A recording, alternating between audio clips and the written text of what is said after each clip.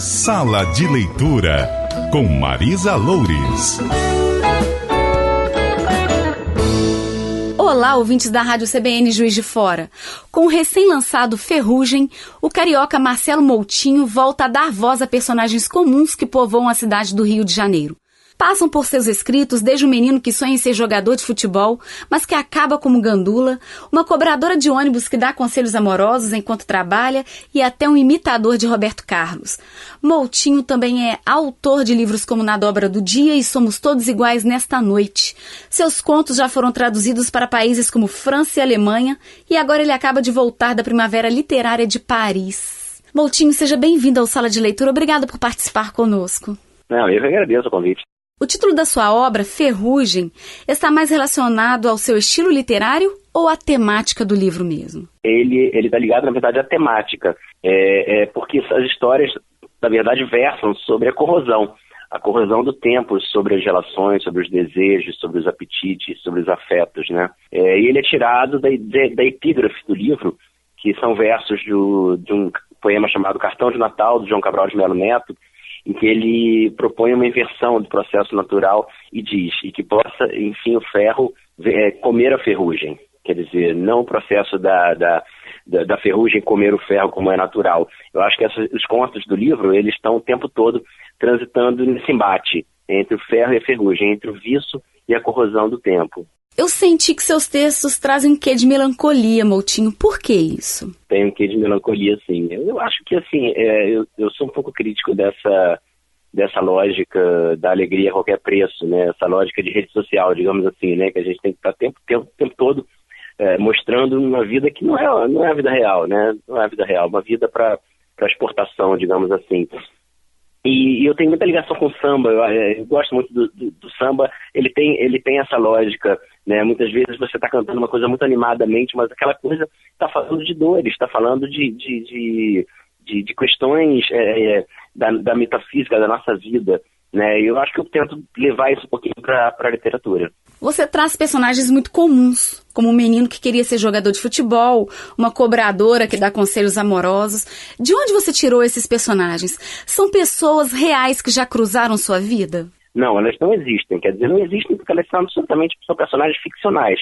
Agora, evidentemente, são inspiradas na minha experiência, né, empírica de caminhar pelas ruas, de conversar com as pessoas. Eu procurei, na verdade, povoar o livro dessas chamadas pessoas ordinárias, né? Uma trocadora de ônibus, uma caixa de mercado, um cover do Roberto Carlos que já trabalha numa decadente boate erótica. Quer dizer, são aquelas pessoas que normalmente não estão presentes nos livros da literatura brasileira contemporânea, né? São pessoas cujas vidas são relativamente desglamorizadas, parecem não ter muito interesse. E eu me interesso profundamente por essas vidas, né? Essas vidas cotidianas das pessoas com quem a gente esbarra pelas ruas todo dia. Na Orelha de Ferrugem, o Alberto Mussa fala que você faz poesia com pessoas reais. E como é fazer poesia com pessoas reais? O Alberto Mussa é muito generoso.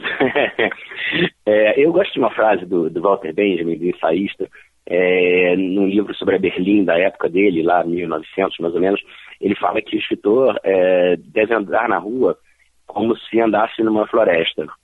Isso o que ele quer dizer? Ele quer dizer que quando a gente está numa floresta, perdido, na selva, por exemplo, a gente tem que aguçar nossos sentidos para a gente perceber no farfalhar de uma folha, o barulho de movimento de um animal. A gente tem que se orientar a partir dos sentidos. E muitas vezes, quando a gente está no espaço urbano, a gente fica cego de tanto frequentar aquele espaço. Então a gente para de prestar atenção na paisagem urbana e nos personagens da rua. E eu acho que o processo assim, do cronista ou do escritor de ficção passa muito por esse observar, por aguçar os sentidos mesmo no espaço urbano. Tirar daqueles acontecimentos, de uma frase perdida, de uma pequena cena, inspiração para a reelaboração ficcional, né? Para aquilo que vai virar depois romance, poesia ou conto. Você também é jornalista. Foi seu lado observador que te levou para o jornalismo ou o contrário? O jornalismo trouxe para você esse faro aguçado para o cotidiano? Eu acho que talvez ele tenha me levado para o jornalismo, sim. Eu sempre fui interessado assim, em boas histórias, né? Em boas histórias e também naquilo que é diferente de nós. durante muito tempo eu flertei também com antropologia cultural, porque me interessa chegar num meio social que não é exatamente aquele meio social do qual eu vim, do qual eu frequento durante a minha vida, e tentar aprender com a diferença, né? A gente está num tempo de tanta radicalização, de tanta repulsa à diferença, talvez mais do que nunca seja importante a gente ouvir o outro numa perspectiva generosa, de ouvir com a ideia de aprender que nem tudo é exatamente aquilo que a gente acha, que nem tudo é a nossa experiência apenas, né? É desse confronto, desse diálogo que a riqueza da vida pode fluir, pode nascer. Voltando lá no texto do Alberto Mussa, ele diz que quando leu pela primeira vez os seus contos, teve medo de que você não conseguisse permanecer como escritor, que era um momento em que a cena literária estava dominada pela onda, pela febre, pela doença do novo. Que a cada ano os prelos cuspiam antologias e antologias de novos autores, carregadas de experimentalismos formais já quase seculares. E termina falando que você remava vigorosamente contra toda aquela maré. Por que você rema contra essa maré dos experimentalismos? Ou não é um remar consciente? Não acredito que seja um remar consciente, não. Eu não tenho absolutamente nada contra o experimentalismo na literatura, muito pelo contrário. Eu acho que há experimentações interessantíssimas, assim como há livros mais calcados na tradição literária, na linearidade, né, no registro da tradição, que são excelentes também, e há livros ruins nesses dois vieses também. Uma coisa que eu prezo muito, né, como escritor é ser sincero aquilo que te leva a escrever. Essa sinceridade nada tem a ver com busca da verdade, né? A gente está falando de ficção, afinal de contas, mas um pacto de sinceridade com aquilo que te leva, de fato, por que você foi escrever ficção? Por que você foi escrever literatura, contos, romances, poemas? O que te motivou a isso? O que te motiva a isso não é uma moda de ocasião, né? Não é porque agora, vamos dizer, estão na moda livros experimentais, eu vou fazer livros experimentais. Estão na moda romance policial, eu vou fazer romance policial. Não, eu acho que a arte mais profunda está ligada à tua necessidade de expressão e como ela se dá. Isso independe de modismos de ocasião, de ondas de momento, né? Eu acho que é isso um pouco que o Mussa bate lá na orelha do livro, e que eu acho que eu concordo com ele, porque meu único pacto aqui é com a sinceridade quanto àquilo que me leva a me exprimir como escritor. Eu não tenho nenhum compromisso com modas de ocasião, com ondas ondas, vamos dizer assim, estéticas, né, que possam vir, até porque essas coisas passam, né? Moutinho, seus contos foram traduzidos para França, Alemanha, Estados Unidos, Argentina, entre outros países. Agora, inclusive, você foi participar da Primavera Literária Brasileira de Paris. Como é que seus contos chegaram até esses países? Aliás, você disse numa entrevista ao Globo que sua intenção era realmente dar uma cor local aos seus textos. Essa cor local tem abertura lá fora? Olha, é curiosa a relação de como a literatura brasileira é vista em outros países. Assim, eu percebi, por exemplo, nessa viagem, nós passamos pela França, pela Bélgica e por Portugal, um interesse muito grande em que a literatura desse conta de questões brasileiras, né, dos problemas políticos, dos problemas sociais do país, como se a nós, brasileiros, não fosse permitido escrever sobre relações amorosas, por exemplo. Entendeu? Como se esse fosse um assunto exclusivo de certos escritores de certos países. Acho natural isso, porque um leitor da França, por exemplo, ele tem na literatura do país dele um amplo repertório de histórias de amor, por exemplo, de histórias de perda. Então, quando ele vai ver um escritor desconhecido de outro país, ele vai procurar alguma coisa realmente de cor local, né? Acho que a gente não pode ficar escravo disso, né? Afinal de contas, eu não escrevo para o leitor de fora, né? Eu não escrevo para o leitor francês, para o leitor português, o leitor sueco, ou belga. Eu escrevo para um leitor ideal que, no fundo, talvez fosse eu mesmo, né? Assim, acho que a gente escreve uma coisa que a gente gostaria de ler. Se esse texto faz sentido fora do país ou não, eu acho que é uma consequência, mas nunca uma busca, né? O meu compromisso é muito mais de falar das coisas, da minha experiência da minha experiência como brasileiro, né? Como alguém que nasceu no subúrbio do Rio de Janeiro, numa família iletrada, uma família na qual a literatura era uma coisa absolutamente distante. Falar dessa classe média baixa de onde eu vim, que é um extrato social que aparece muito pouco na literatura brasileira contemporânea. Falar dessas pessoas, desses personagens que também aparecem muito pouco, né? A gente tem uma literatura, às vezes, ensimesmada. Os personagens são escritores, ou jornalistas, ou cientistas sociais, e eu quero falar justamente de outros estratos, né?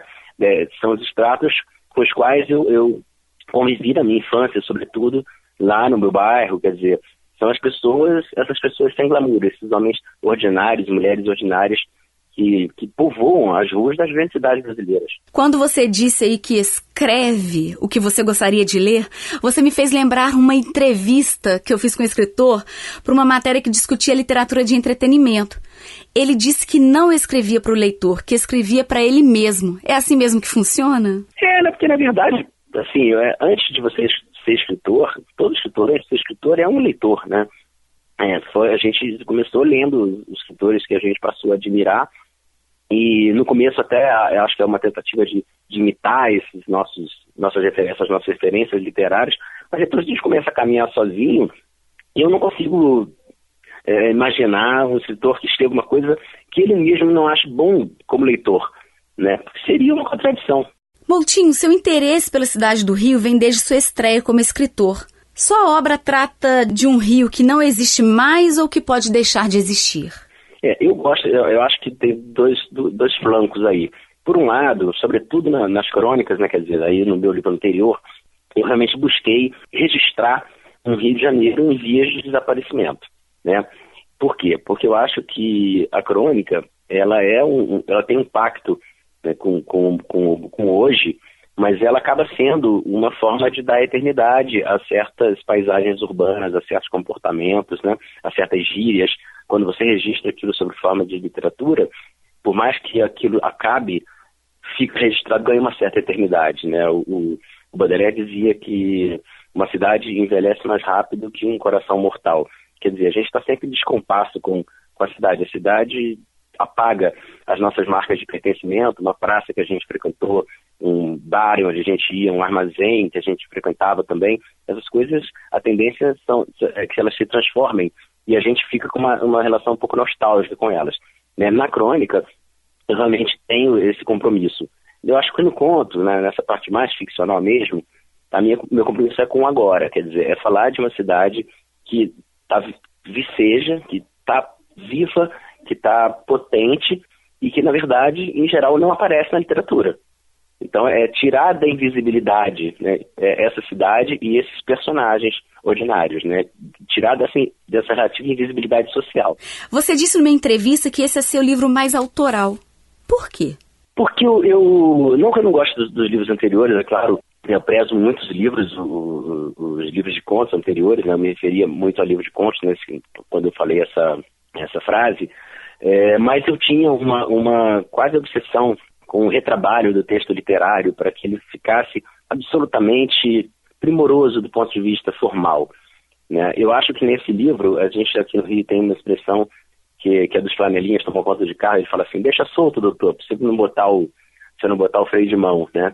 Eu acho que eu deixei o texto um pouco mais solto, quer dizer, eu fiquei menos preso a esse retrabalho do texto, longe disso significar desleixo, mas deixei passar algumas ranhuras no texto, e por isso eu acho que ele é mais próximo da nossa experiência de vida cotidiana, né? Nossa vida não é passada limpo, né? Nossa vida tem um pouco de rascunho, né? Ela é escrita enquanto a gente está vivendo.